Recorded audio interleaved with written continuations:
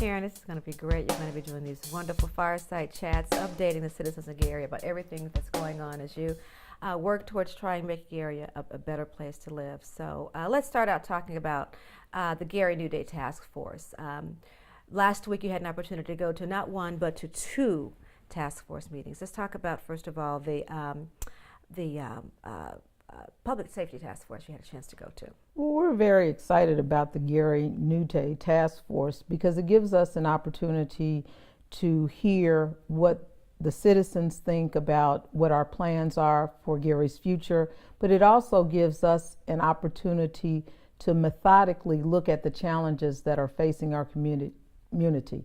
I went to the Public Safety Committee and we looked at both the police, fire, and emergency response efforts in the city.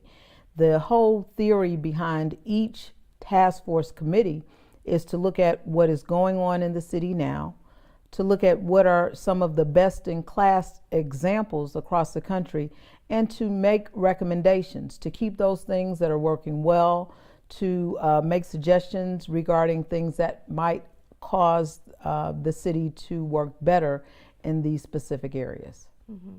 And how did you find that meeting to be? Did you find it, do you see a lot of good things coming out of it now? I thought it was a very active meeting. I thought that each of the committee members were engaged. Each of them brought ideas to the table.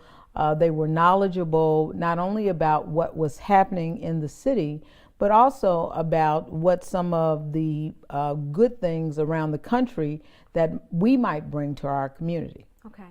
It was also busy week in education. It was. Busy week it in was education. Very busy. You went to their committee meeting in light of things that happened in the city of Gary this past week as it relates to education as well. Well, the education committee met on the heels of Tony Bennett's press conference relative to the decision to bring in an outside contractor to run Roosevelt High School, one of the greatest high schools in our community and one of the most challenged high schools in our community right now. And so the education committee met not just specifically about Roosevelt, but about the state of education at all levels in our community. Mm-hmm. And they're challenged right now. They have so much work they've got to get done. Has the participation been to the point where you like it, or we clearly need to have more people coming to some of our committee meetings? Well, I've been pleased in terms of the deliberations of the committee. We always want to see more members of the public there. Our whole focus from the education standpoint is to create an educational continuum in the city from infancy to mature adulthood. Mm-hmm. Also, we went across the state line this week.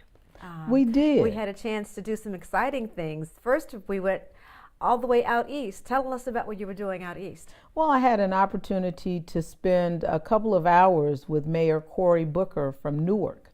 I thought it would be a great opportunity to hear from someone who has had the same challenges that we've had with a declining tax base, with a city that has been heavily dependent on industry, and with a city who has some of the challenges that you see in any urban community, whether you're talking about crimes, whether you're talking about a high unemployment rate, whether you're talking about poverty.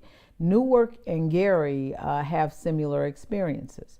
And so Mayor Booker was very generous with his time. He was very generous with his ideas. He's been very successful in raising money from private foundations. So I was very interested in hearing about his approach to that, the fundraising process. Mm-hmm. And so I learned a lot there, and I'm hoping to implement some of those strategies here in the city of Gary. Sounds good.